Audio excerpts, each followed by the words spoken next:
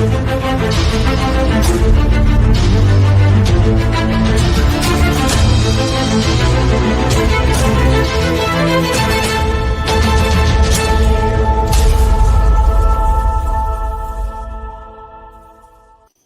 are reaching acclaimed territory here in our countdown of top returning Bulldogs, according to Pro Football Focus.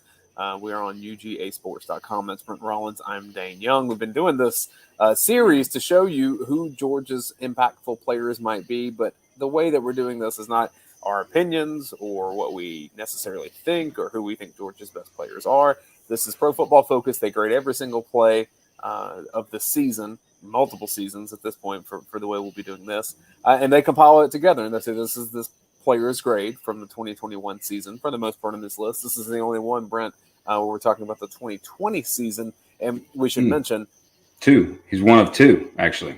One of two. Who else did we? Ah, you're right. Yeah, I forgot. Mr. Gilbert. Yes. Okay. So earlier we hit Arik Gilbert, and today we hit a guy who missed last season with an ACL injury, Tykee Smith. And you're looking his numbers from 2020 at West Virginia. Bottom line, he was one of the highest graded safeties in America and was phenomenal.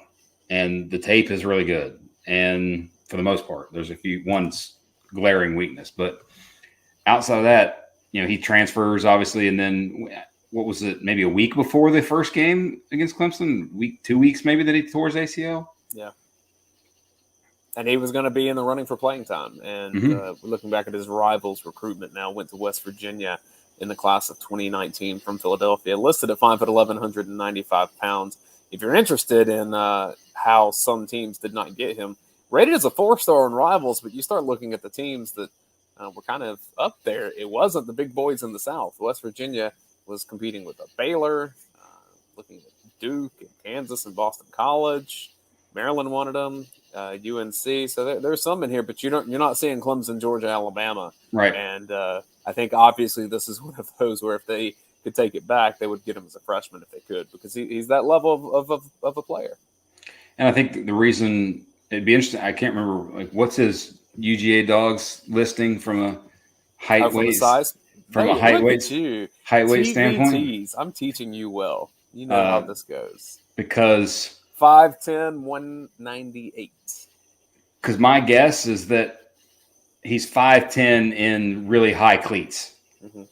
I almost am eye to eye with him. It's very close, and that's I think the reason you didn't see the Clemsons and the Alabamas and the Georgias in the get-go with him. But he doesn't play like that. Yeah. He plays much bigger than his size. And I think if you look at his time on tape at West Virginia versus now seeing him a few times that I've seen him at practice and on the sidelines at Georgia, much more physical looking, well put together, and some of the, from what I've been told, the quickest feet around in the building. So hopefully we just get to see him healthy and out there and finally get to see what he's all about. Did play a little bit last season, 3 tackles against Auburn. He was on the preseason watch list in 2021 for the Nagurski Award given to the top college defensive player. It tells you what they thought of him around the nation heading into that season with Georgia. So let's get to a tape of what he did at West Virginia. I think we should mention he was a starter at West Virginia. This is with Jamal Adai, former Georgia defensive backs coach, was coaching defensive backs there. Good unit at the time in the defensive backs there. I should mention 2 more things. Obviously, different level of competition than the SEC as a whole. And the other thing is Brent Rollins, West Virginia fan growing up. So if you hear a little extra in his voice, because you grew up in West Virginia and that's where you saw a lot of college football games in your youth, if you hear a little extra chipper in the voice there, it's not hearkening back to Pat White, so people can hold their hate emails of Georgia and West Virginia. But I was at the game. What colors were you wearing? Blue and gold. Actually, as he says, my whole family came down for that game. I'm giving you grief on that, but I do think that's a cool thing that so much of. I mean, you start thinking of Nick Saban and Jimbo Fisher, and so much of football comes, and the love of football comes from West Virginia, and to kind of hear you talk about it and see that from you, I've always thought that that's cool to get the slight exposure to that. So I wanted our audience to know that fact if they didn't already. And one caveat, like in terms of the, hey, how can you be a Georgia guy? I just moved here, like lived in West Virginia my whole life, and then just moved here, and they play each other in the bowl game. So anyway, I won't take caveats. We'll just let the hate mail right in. You can find his email address somewhere on the interwebs. I'm not going to give it to you, but if you find it, go ahead and send him that hate message and tell him that Twitter. Just Twitter. That's there you go. Hey, if there was another quarter in that game, Georgia would have won. Just saying. 100%. 150%. And since that day, the two programs have gone in quite opposite directions. So yes, let's look at West Virginia, but specifically Tykee Smith and what it means for Georgia here. So let's break it down. Tell me what you saw from him on tape. Well, the thing is versatility, playing in the box. But when he came down here, in 2021, he was looked at as the guy who, hey, this is the guy who's going to play the star position and be that nickel and be that fifth corner, be the inside and slot corner. And he played about 60% of his snaps in the slot for West Virginia because they play a little bit of a 3-3-5 different alignment than what Georgia plays. But we've talked about this with previous episodes with Chris Smith and then William Poole.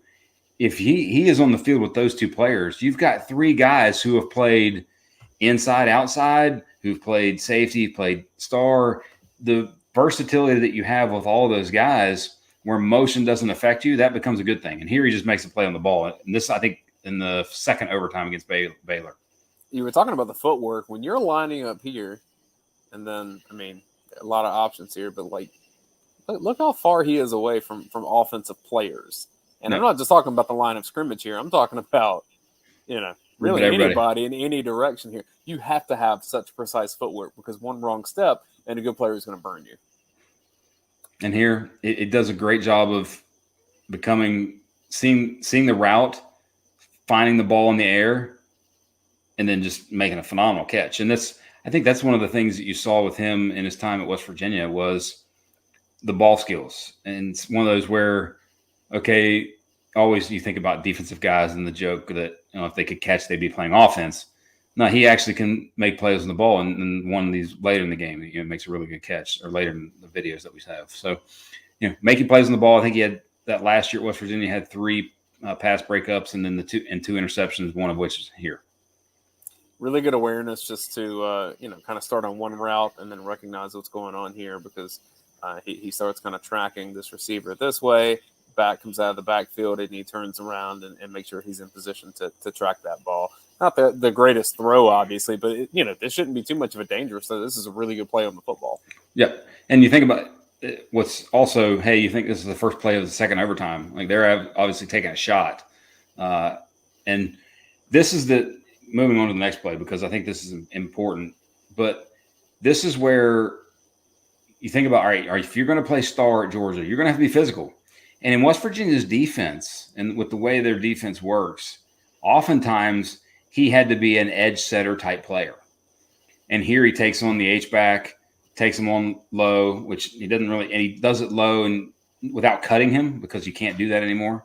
Let me start at the beginning because he starts off screen here a little bit. So. Yeah, he's a little off the screen, comes in, H-back comes across, little split zone action. And he's physical at the point of attack, and he's going to have to be that if he's playing the star position for West Virginia or for Georgia. Yeah, and a lot of teams in the SEC like to bring a tight end or a H-back across the formation like that in these type of plays. And if you get bowled over, it can turn into a big play really fast. So you have to at least hold your spot.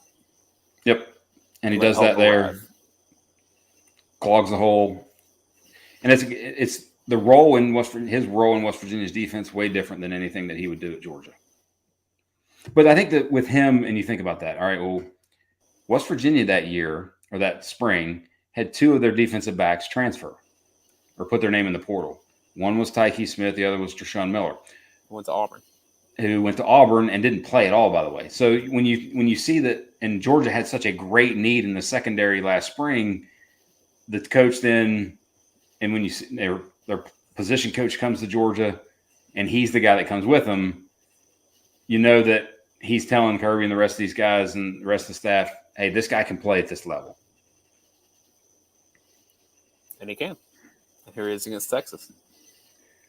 In the slot, which is where you saw him a lot. Now, in terms of him in coverage, I think that season in 2020 only allowed 110 yards in coverage on 38, I think, targets.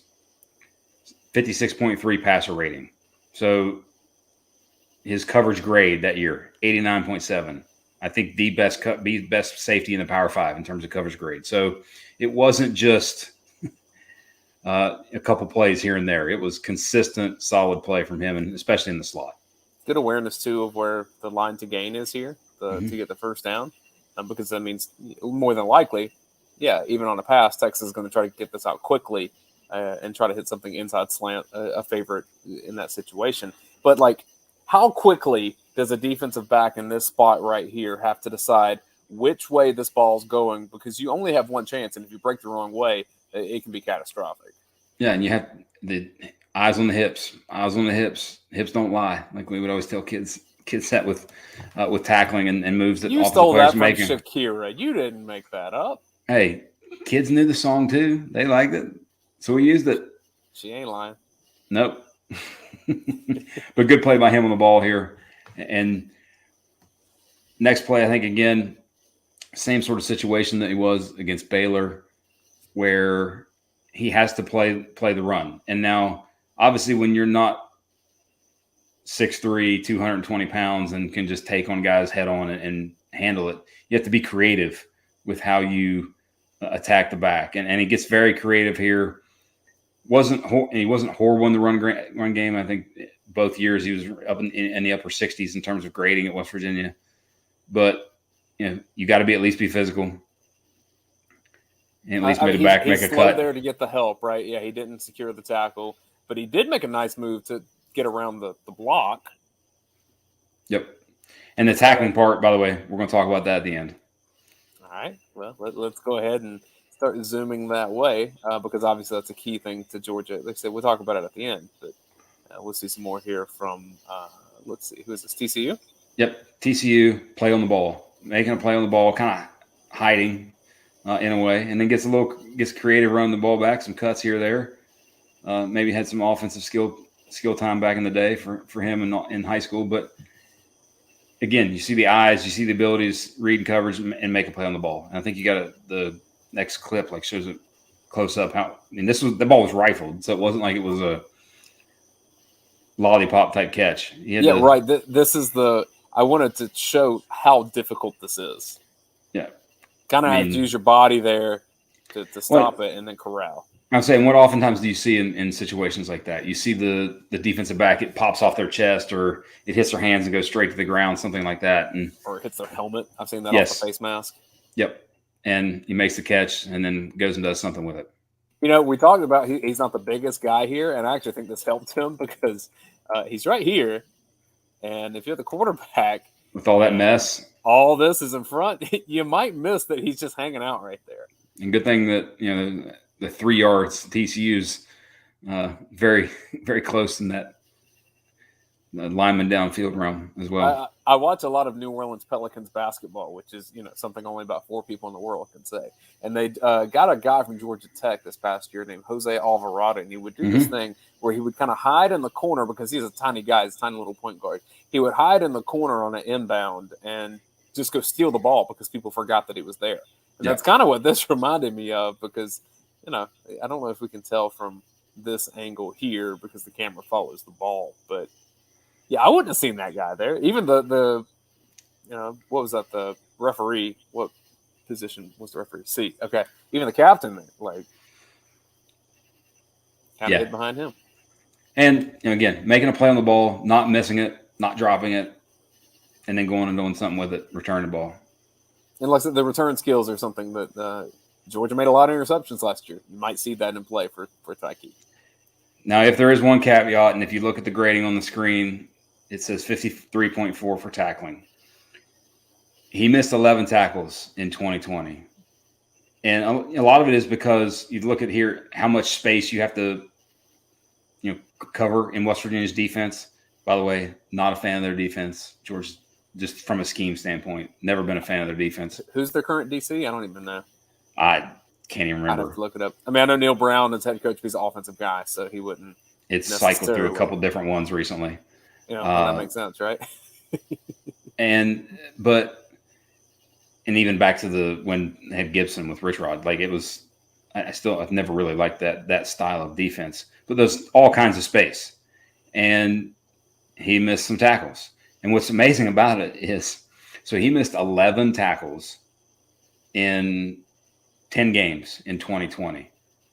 Nakobe missed 10 in 15 games last year, and that led Georgia. Georgia is, since PFF has existed, there's basically no better, and really since Kirby has arrived in Athens, there's no better tackling team in America. Both the stats, anything and everything, tackling grade, any metric that we have that looks at tackling, Georgia's the best. And I just hear the dog right now saying, "Dude, you're jinxing it. Don't say that. Don't say that part out loud, Brent." Well, but you can just tell in some of the videos we've seen in prep for the playoffs and stuff, they work on it so much. And that's a part of their culture and the things that they do. I just think this part of his game gets infinitely better. Well, and I do think that it helps. I think it helps that, especially at defensive back, I think you could see a pretty healthy rotation of players, even at the star and nickel positions here. Georgia, especially with the young guys as they come along, you talk about some of these true freshmen that are bigger and longer. They may not be as fast as Tykee Smith quite yet, but I think you could see quite a rotation. I mean, even looking at some of the guys that we've broken down at the bottom of the screen here, if you include a Javon Bullard, if you include a Dan Jackson and a Christopher Smith and a William Poole and now a Tykee Smith, like at some point, once you get beyond Kelee Ringo, who we think is the starting corner, and then on the other side, we're assuming it's probably Lassiter, who we put on our list. You get beyond that and you're looking at it, 5 guys for 2 or 3 spots? For 3 spots, basically 5 guys for 3 spots. And so there's going to be, hey, cream rise to the top. Who's going to play the best? And the thing with that, you know what you're going to get from William Poole. You know what you're going to get for the most part from Chris Smith and Dan Jackson. He's kind of the wild card in that. You just haven't seen it. Now they've seen him practice, but until you see it live in a game, and I think I would bet that he is the dime corner or the dime defender early on, potentially. Where when they take, so they'll have 2 safeties, which would be Chris Smith, and then Dan Jackson, nickel corner or star corner, William Poole, Lassiter and Ringo on the outside. And then they'll have 2 linebackers. One of those is a defensive back. I think he becomes that, the Mark Webb role.